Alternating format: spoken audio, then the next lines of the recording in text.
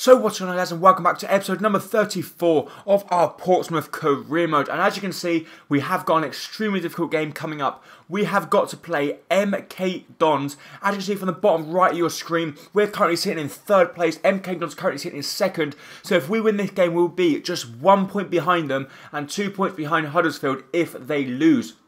So, we are going to be putting out pretty much our strongest possible lineup for this one. As you can see, we have made a few changes though. So, in the left back position is going to be making his debut is Boss Cagley. So, he will be making his debut. The back line will be the same. Jeff will be stepping in for Odegaard because Odegaard's stamina is very low.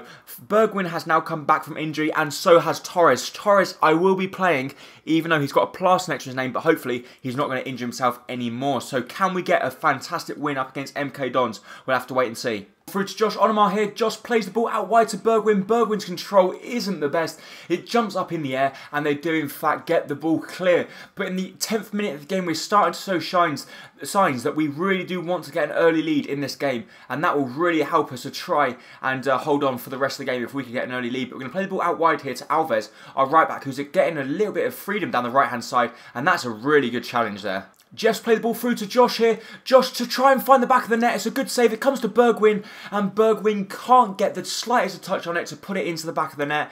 And oh, he was offside anyway. But what a fantastic ball it was from Jeff Raid Adelaide to actually play the ball through to Onomar. Onomar nearly found the back of the net, but unfortunately it was the MK Dons goalkeeper that did come out on top this time. Another good ball through to Josh Onomar here. He's through on goal. He's cut inside. Surely this time he's going to find the back of the net. Yes, he has, and this guy is in inspired form at the moment in time. He's scoring so many goals, breaking through the centre attacking midfield role. He's swapping places with Iheanacho, and he's also showing that he's got some good finishing stats. It was Bergwijn, in fact, that cuts inside, plays the ball through to Josh. He knew he wasn't going to beat him for pace, so he cuts inside and he finessed the ball into the far corner of the net.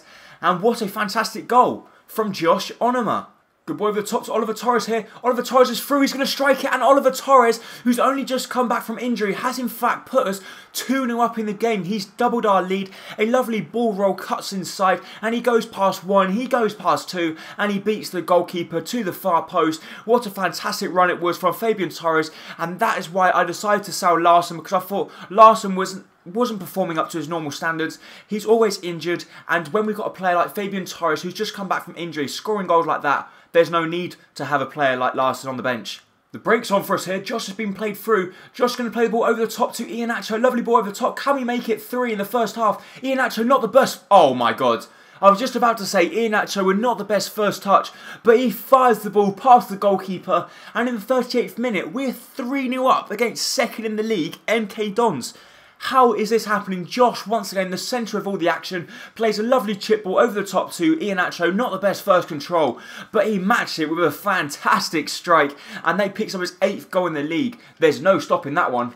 Another good chance for us here. We play the ball through to Iheanacho. He's through one-on-one with the goalkeeper. Can he find the back of the net? He's probably going to square the ball to Bergwijn, which he is going to do. And Bergwijn with the simplest of finishes to make it 4. I know it's a little bit sweaty, but Bergwijn has gone quite a few games without a goal. Iheanacho scored one already, and I thought, why not square it to him? Give him a little bit of confidence and also secure the goal. That's pretty much going to secure all 3 points now. 4-0 against MK Dons. What a performance. So that is in fact it for the game. We win the game 4-0, a very emphatic win for us there. My man of the match, well, I don't really know who to give it to. Josh Onomar played fantastic, but also our goalkeeper played well. Iheanacho played well. Bergwijn played well. Torres played well. Who do I give it to? Probably Onomar. I thought he played really well, even though our goalkeeper made some really good saves as well in that game. But, well, that is a surprise. Winning 4-0 against MK Dons. What a performance. I'm so pleased that we managed to score 4 goals and not concede. Not even one. So I am in fact going to go ahead and sim this game up against Burton, because Burton are currently sitting last in the league table, and as we have a congestion of fixtures, I think it's better off that we go ahead and sim it, and then that way we're also going to finish the season a lot quicker. Let's see if we can come out with a win.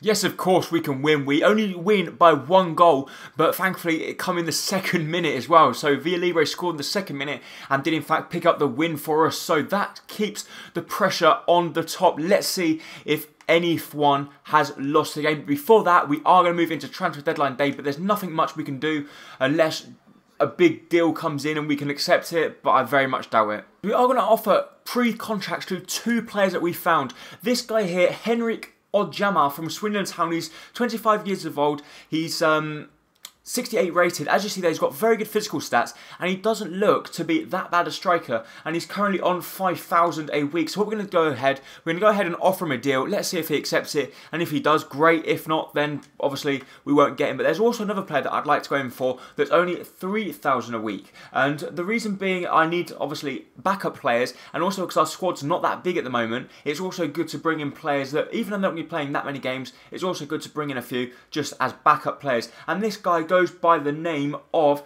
Jimmy Roy. He's 28 years of age, he's 67 rated, he's only valued 800,000, but we can approach him on a contract for only 3,000 a week, so I think we could go ahead and do this. Actually, he's asking for around 15,000, but obviously we're not going to give him that. Let's just wait and see what he says. But obviously if he wants 15,000, then we're not going to be able to offer him that. We have in fact got a transfer offer for Josh Onoma, and there's no way in a million years we're going to let this guy go unless you pay stupid money for him, which obviously you're not going to be paying for, because his form, he is in such good form at the moment in time, and I'm really enjoying playing with him. And obviously they're never ever going to go back and say, yes, we are going to give you 22 million, especially not a club like Leeds. So that is going to wrap up transfer deadline day. Not much happening. We tried to buy two players on a pre-contract, but obviously they wanted 15,000 each, and we were not going to be able to give them that sort of money because we need to be saving up for the likes of Iheanacho. So now we move into a second game of the episode, which is going to be away from home up against Colchester. I do believe we can come out on top in this game. As you can see, we are going to be playing with our black kit, and it is pretty much the strongest possible line-out we can put out. Boscagli's keeping his place, as does Alves, and Torres is also going to be playing on the right. Hopefully, Torres can now reach the 70, and then all of the front 1, 2, 3, 4, 5, 6 players will be in 70 rating, and that will be fantastic. Good ball out wide to Bergwijn here. Bergwijn's going to strike it from the edge of the box. He strikes it with his left boot. It's a good save, but Fabian Torres, unfortunately for us, can't actually keep the ball in play. But we're going to take the short throw in. It's going to come to Josh Onoma, who's going to try and take on his man, which he has done expertly. Can he keep on going? Oh, lovely skill from Josh. He strikes it, and he's hit the post. This guy's inspired for me. He nearly picks up yet another goal. Josh Onoma, lovely ball through to Iheanacho, and can he pick up another assist and another goal? Yes, he can. Iheanacho fires the ball into the far corner of the net. Josh Onoma does in fact pick up the assist with a fantastic ball through to him, and well, we've taken the lead away from home up against Colchester. Colchester are fighting to try and get the promotion place. Josh with a lovely weighted pass through to Iheanacho. Iheanacho strikes it, the goalkeeper can't keep it out, and a fantastic goal for us. Another good ball through to Iheanacho here. Iheanacho's through. He's going to cut inside on his favourite left boot, and surely he's going to score. No, he doesn't. The goalkeeper makes a wonderful save, and Iheanacho should have been hit in the back of the net from there. But Josh is using his stamina there, gets to the ball, plays the ball to Odegaard. Odegaard tries to get there, strikes it, and a fantastic challenge there from the Colchester right back. Good chance for Ruben Loftus-Cheek here. He's cut through, he strikes it. It's a very good block, and they do get the ball clear only as far as their goalkeeper. He's given the ball away, and they do get very lucky there that the ball didn't rebound off for us into the back of the net. But it looks like now we should be able to hold on for the remaining 5 minutes of the game as Ruben Loftus-Cheek picks up the ball here. He's going to whip the ball in the box. Can someone get the head on it? It's going to come to Real Avezedo, who's only recently come on the pitch, and his volley goes miles over the bar. So that's it for the game. We end up winning the game 1-0 away from home. A very, very good result for us there, considering Colchester were quite high up the league. My man of the match goes to Ruben Loftus-Cheek. He did play very well, put in some fantastic challenges as well. And it's always great to see when you've got a holding midfielder pretty much getting every single tackle he goes in for. So we picked up 2 wins out of 2. We beat MK Dons. MK Dons have drawn against Luton, which is fantastic news for us. And let's see how the other team got on, who's Huddersfield. So we're currently just 1 point behind Huddersfield now. We're so close to them, and we could take the leadership in this league if we can win the next game and Huddersfield lose it. It will be a crucial game up against Port Vale, which I might in fact sim. I'll have to wait and see.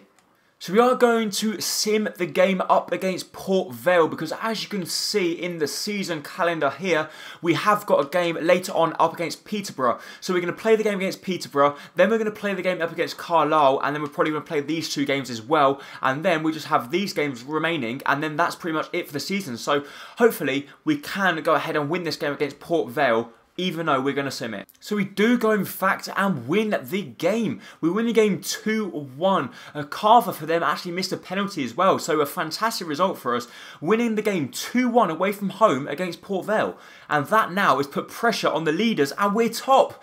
We are now top of the league on 57 points, Huddersfield on 56 points and Bury on 54 points. What a performance, and we are now top of the league. So we are going to be playing the game up against Peterborough now, which is going to be our third and final game of the episode, but it's going to be a very difficult game because, as you can see from our starting lineup, it is a very mixed up lineup. We've got a few different players starting in different positions, and the reason being is because we've got a game up against Cardiff in the round of 16 in the FA Cup, which I do believe we can go on to win. So therefore, I decided to rest pretty much our first team lineup and play this team. Even though they're not fully fit, I do believe they could try and get a draw, in all honesty, would be a good result up against Peterborough, especially with this squad. Hollands with the ball through to Jeff, and Jeff strikes it, and he hits the post. We do come so very close to scoring a fantastic goal there, but Jeff unfortunately can only hit the post from a close range, but he's got the ball again. He's going to play the ball out wide to Hollands. Hollands through to Pedrosa. Pedrosa's trying to turn his man on a sixpence. He's going to play the ball through to Chaplin. Chaplin can't get there in time, and Peterborough should get the ball clear, which they do. Ball through to Chaplin here. Can Chaplin find the back of the net? It gets deflected and it goes up wide for a corner kick. So from the corner, we're going to take the short corner. It's going to come out wide to Jeff. We do know Jeff's long range shots aren't the best, but we're going to try it with him. He strikes it. It goes up in the air. Coetze wins the header. It comes out to Burgess. Burgess out wide to Pedrosa. Pedrosa strikes it. It's a good block, and this time they do get the ball clear, but we are proving that we want to be scoring in this game, because I do believe now, after the start that we've made, we could go on to win it. A mistake from the Peterborough defenders. We're going to play the ball out wide. Villalibra's got in a little bit of a mess here, but he's played the ball to Jeff. Jeff back to Villalibre, or to Benamar, or Pedrosa I should say. Pedrosa's trying to sneak it in at the near post, and that's a very, very poor effort from him. Good chance for Peterborough. They strike it. Our goalkeeper makes a really good save at his near post there, because Peterborough, with their first chance, nearly punished us and scored a goal. Can we get the ball clear? We do, but not very far. They strike it from range. It comes to Jeff. Jeff tries to get the ball clear, but once again we can't. But the referee this time does blow for a foul, and well, we get let off the hook. One last chance here for us in the 90th minute. Naismith's cut inside and he gets depossessed. Oh, that was so close. I thought he was going to be in and he was going to strike it, but unfortunately he couldn't. We end up drawing the game at 0-0. Not the most interesting of games. Very boring. Apart from the first chance we had with Jeff, not much really happened. My man of the match probably would go to Hollands. I did think he played quite a good role at the back. But apart from that, I thought we probably should have won that game. Even though they dominated the possession stats, we still had the better chances, but we couldn't take them. But that is in fact going to be it for this episode. If you did enjoy it, please make sure to hit the like button down below, as it's going to be hugely appreciated. And I really hope to see you next time very, very soon for the next episode of the Portsmouth Career Mode. Thank you. Bye-bye.